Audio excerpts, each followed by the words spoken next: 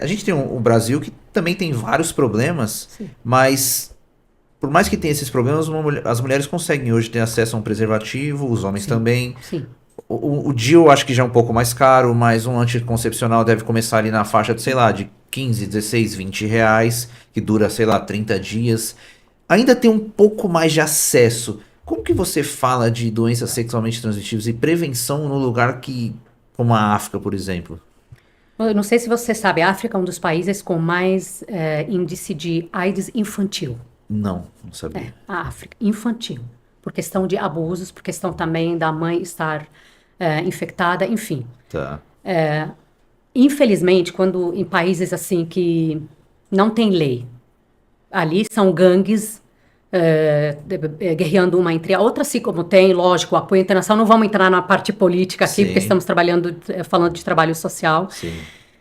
As pessoas realmente vivem no mundo e elas não têm acesso, como estamos falando. Nós temos acesso a tudo, temos acesso à informação, que nem você falou, temos acesso ao preservativo, temos Aham. acesso ao anticoncepcional, temos acesso. Tem lugares que a mulher não tem acesso ao absorvente, para você ter uma Tá. noção. Pobreza menstrual, né? Nem isso nós temos em outros lugares. Tá. As pessoas não têm noção. Literalmente, quando você fala com elas, elas nem sabiam que 12 anos não seria, é pedofilia. Para elas é normal isso. Então, elas também não têm as menor condições de lutar contra isso. Porque elas são literalmente menosprezadas. Então, óbvio, nós vamos ali. Tem ONGs que já trabalham com isso, tem ONGs que trabalham com doações materiais, que é preservativo. Porém, é um trabalho que tem que ser feito de médio a longo prazo, com muita gente, não só eu, com várias outras ONGs, para a gente trazer o mínimo possível para essas mulheres de direito de estarem em boas condições. Então, eu chego lá e realmente a gente senta e conversa. A gente começa, e dali surgem as perguntas sobre, mas a minha filha tem 12 anos, aí eu tenho que casar minha filha para eu não sei o que lá, e o cara tem não sei quantos anos, e o cara já tem a AIDS. Eu explico, eu faço o meu papel, eu tento, só que eu não posso impor. Impor. Eu não Sim. sei como ficam depois. Sempre eu retorno. Muitas vezes eu retorno e eu vejo que aquilo, nossa, abriu portas para muita gente. Muitas vezes eu volto e falo, nossa, que pena, aquela pessoa, eu procuro saber das pessoas, não pude ajudar. Mas o mínimo que eu faço meu papel é explicar, é disponibilizar. E geralmente, no geral, eu tenho a minha família, graças a Deus, que me dá total suporte financeiro também. Então, Sim. muitas vezes eu levo medicação comigo, eu levo, por exemplo, na época da Covid, eu levava muitas coisas, máscaras e coisas necessárias, essenciais, na verdade. Então, quando eu sei o que precisa ali, eu levo. Sim. Eu consigo, mas também eu sozinha não consigo muita coisa. Aquilo que eu posso, eu levo. Mas eu tento. Eu tento. Eu tenho trabalhado muito, na verdade, sobre o abuso sexual, Tá. principalmente a pedofilia. Principalmente isso. Tem alguns países que eu não sei se eu posso, na verdade, mencionar os países, tanto na Ásia quanto no Oriente Médio. Nós temos muito incesto. O Tá. incesto é quando o abuso sexual ocorre dentro de casa. Sim. Alguns países, o irmão abusa da irmã. Para eles não mancharem a honra da família, eles matam a menina. Você tá brincando. Não, eles matam a menina. Eu sei que é um absurdo, mas é isso. Ou, Tá. em outros lugares, a vítima é o menino. Porque a mulher se exibiu, porque a culpa dela de ter usado os shorts ali, a culpa dela de estar ali. Tá. Então, eu tenho tentado, pelo menos, é um tabu, não se fala sobre isso, porque é complicado por causa dos costumes, das tradições, mas eu tenho falado, se eu tenho insistido muito para as pessoas falarem, e muita gente tem me procurado. Fiquei muito feliz, uma mulher me procurou, depois de 42 anos, para ela falar para mim que 30 anos atrás, ela foi abusada pelo próprio pai, chegou a engravidar do próprio pai, abortou, sabe?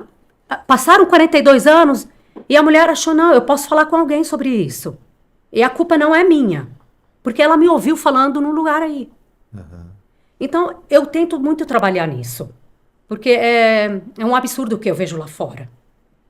É muita covardia, muita covardia. Não estou justificando guerras e catástrofes, é coisa da natureza, mas tem coisas que a pessoa cria mais resiliência para lidar com ela, que seriam as guerras e os abusos, as catástrofes. O abuso, a pessoa não entende. A pessoa começa a se odiar. Então ela não compreende. Aquela pessoa que tinha que cuidar de mim, ela está abusando de mim. Tem muita chance da pessoa repetir aquilo que foi feito com ela. Então, o meu problema aqui não é o que foi feito só, é o que ela vai fazer com aquilo que foi feito com ela. Então, o meu papel está aqui. É aqui que eu preciso ajudar a criança. Tá. Para ela chegar a um adulto com as mínimas condições de sanidade. Tá.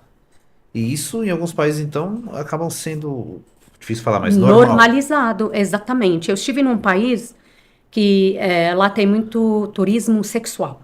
Tá. Na Ásia. E, infelizmente, não procuram as mulheres. São procuradas as crianças. As condições de pobreza das famílias fazem com que elas... não, mas vejam isso como um sustento de vida. Mas todo mundo... Então, virou, infelizmente... mas todo mundo vive disso. O país vive disso. Então, como assim o país vive disso? E você chega lá e vê isso, você frequenta os lugares, você vê, não, realmente, meninas de 12, 13 anos, meninos, garotos de 12, 13 anos estão ali para trazer o sustento. Como assim? Então, temos em todo lugar do mundo, Sim. Mas tem lugares que é tão em excesso que chega a ser normalizado. Sim. E é isso que me traz revolta. E eu tenho ido várias vezes e vou, assim como vão comigo muitas pessoas.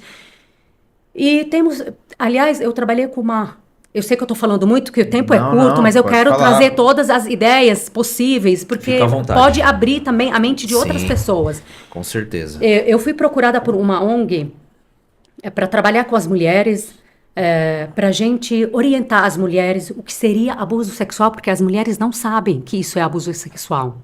Tipo, não, mas eu sou a mulher, eles podem... Não... Elas são tão menosprezadas que elas não sabem que aquilo é abuso sexual. Então, para a gente orientar as mulheres o que pode e o que não pode, o que deve e o que não deve. Tá. Assim como me deparo nesses locais, como ontem foram 3 casos me passados, de crianças, 4, 5 anos e 6 anos, que sofrem abuso dos próprios pais. E eu descubro isso através das escolas, porque elas começam a apresentar um comportamento na escola que a professora ou a diretora não sabe lidar com aquilo, não compreende aquilo. E quando elas me passam e a gente começa a acompanhar, a gente percebe que aliás, quinta-feira eu tenho uma reunião com pais, Zoom, e eu tenho que explicar para os pais que eu sei que o filho deles está sendo abusado em casa. Óbvio, ninguém vai aceitar, mas eu preciso fazer isso. Se fosse aqui no Brasil, óbvio, eu ligava para a polícia e chamava a polícia na hora, e aqui funciona. A lei aqui funciona. Por pior que seja, eu sei que isso funciona aqui no Brasil. Tá. É por isso que eu falo, quanto mais eu viajo, eu vejo que estamos vivendo no paraíso. Temos insegurança, temos desigualdade social, temos. Mas temos o país que as coisas funcionam, os direitos humanos funcionam, as mulheres podem ir fazer uma denúncia, funcionam as coisas. Exatamente. Lá fora não funciona. Certo. Então, eu preciso fazer isso. Porque lá não adianta ir para a polícia. Porque eles vão abafar o caso. Eles vão fechar aquilo para ninguém ficar sabendo, porque vai ficar mal falado. E como é que eu faço com isso? Eu não posso fechar os olhos e fingir que não é comigo. Mas está acontecendo lá. Tudo que acontece tem a ver conosco. Eu não posso viver numa bolha e falar, não, eu estou bem, meus filhos estão bem, está tudo certo e... Não está tudo certo. O que acontece em Gaza tem a ver comigo. O que está acontecendo na África tem a ver comigo. O que acontece aqui nas comunidades também tem a ver comigo. Eu, como ser humano, aqui nesse mundo, eu estou aqui para fazer a diferença. Não estou aqui para vir comer e dormir. Meu papel é fazer a diferença. Seu papel, você encontrou um jeito de fazer a diferença nesses podcasts? Ótimo. Legal. Você tem que continuar fazendo isso e trazer histórias que realmente você não vai ouvir em lugar qualquer. Porque as pessoas têm um preconceito, porque a sociedade é preconceituosa. Sim. Em qualquer lugar do mundo. Total. Então, nós vamos fazer isso. Se eu tiver que fazer isso, eu vou fazer isso.